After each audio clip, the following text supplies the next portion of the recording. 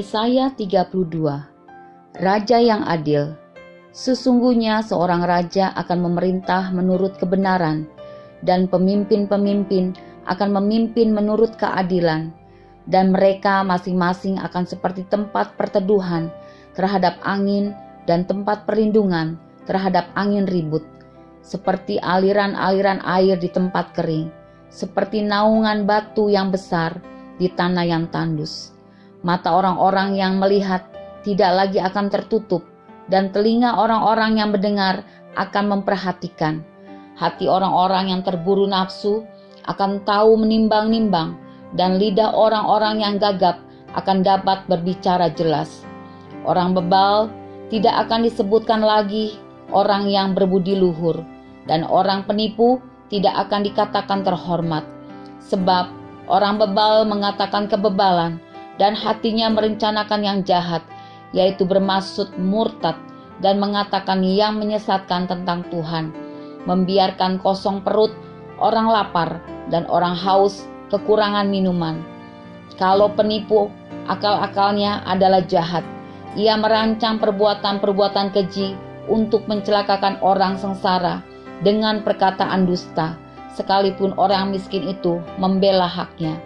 Tetapi orang yang berbudi luhur merancang hal-hal yang luhur, dan ia selalu bertindak demikian. Peringatan kepada perempuan-perempuan Yerusalem. Hai perempuan-perempuan yang hidup aman, bangunlah, dengarkanlah suaraku. Hai anak-anak perempuan yang hidup tentram, perhatikanlah perkataanku.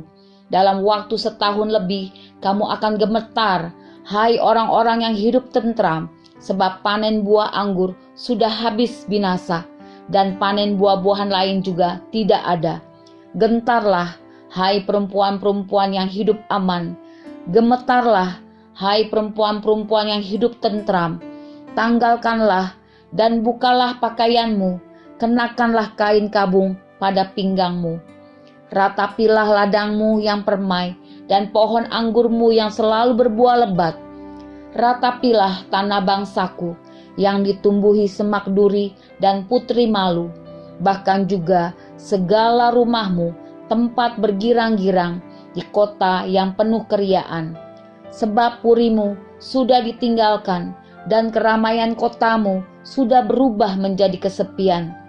Bukit dan menara sudah menjadi tanah rata untuk selama-lamanya, menjadi tempat kegirangan bagi keledai hutan dan tempat makan rumput bagi kawanan binatang. Sampai dicurahkan kepada kita roh dari atas, maka padang gurun akan menjadi kebun buah-buahan, dan kebun buah-buahan itu akan dianggap hutan. Di padang gurun selalu akan berlaku keadilan, dan di kebun buah-buahan akan tetap ada kebenaran. Di mana ada kebenaran, di situ akan tumbuh damai sejahtera, dan akibat kebenaran ialah ketenangan dan ketentraman untuk selama-lamanya. Bangsaku akan diam di tempat yang damai, di tempat tinggal yang tentram, di tempat peristirahatan yang aman.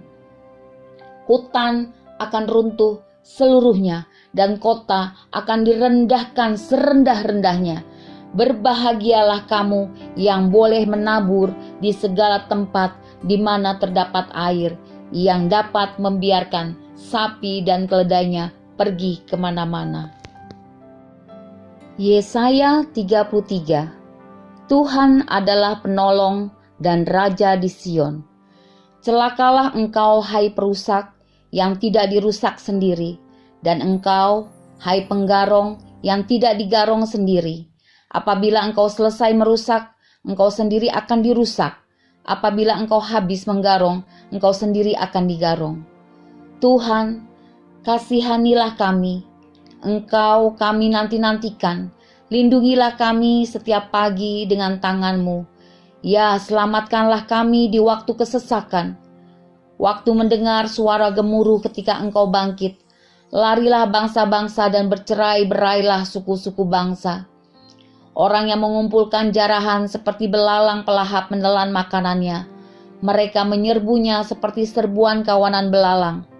Tuhan tinggi luhur, sebab ia tinggal di tempat tinggi. Ia membuat Sion penuh keadilan dan kebenaran. Maka keamanan akan tiba bagimu. Kekayaan yang menyelamatkan ialah hikmat dan pengetahuan. Takut akan Tuhan, itulah harta benda Sion. Lihat orang-orang Ariel menjerit di jalan. Utusan-utusan yang mencari damai menangis dengan pedih. Jalan-jalan raya menjadi sunyi, dan seorang pun tiada lagi yang lintas di jalan. Perjanjian sudah diingkari, saksi-saksi sudah ditolak, dan manusia tidak dihiraukan. Negeri berkabung dan merana, Libanon tersipu-sipu dan mati rebah. Saron sudah seperti padang belantara, Basan dan Karmel meluruh daun. Sekarang aku akan bangkit, firman Tuhan. Sekarang aku akan bangkit berdiri, sekarang aku akan berdiri tegak. Kamu mengandung rumput kering dan melahirkan jerami. Amarahmu seperti api yang memakan kamu sendiri. Bangsa-bangsa akan dibakar menjadi kapur dan akan dibakar dalam api seperti semak keduri yang ditebang. Hai orang-orang yang jauh, dengarlah apa yang telah kulakukan. Hai orang-orang yang dekat, ketahuilah keperkasaanku. Orang-orang yang berdosa terkejut di Sion. Orang-orang murtad diliputi kegentaran. Mereka berkata, siapakah di antara kita yang dapat tinggal dalam api yang menghabiskan ini? Siapakah di antara kita yang dapat tinggal di perapian yang abadi ini?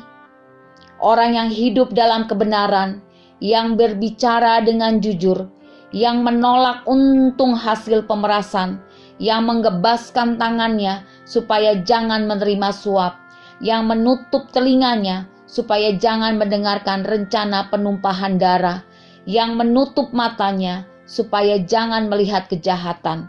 Dialah seperti orang yang tinggal aman di tempat-tempat tinggi. Bentengnya ialah kubu di atas bukit batu. Rotinya disediakan, air minumnya terjamin. Engkau akan memandang raja dalam semaraknya, akan melihat negeri yang terbentang jauh. Dalam hatimu, engkau akan memikirkan kengerian yang sudah-sudah. Sudah lenyapkah juru hitung? Sudah lenyapkah juru timbang? Dan sudah lenyapkah orang yang menghitung menara-menara? Tidak lagi akan kau lihat bangsa yang biadab itu, bangsa yang logatnya samar, sehingga tidak dapat dipahami, yang bahasanya gagap, sehingga tiada yang mengerti. Pandanglah Sion, kota pertemuan raya kita.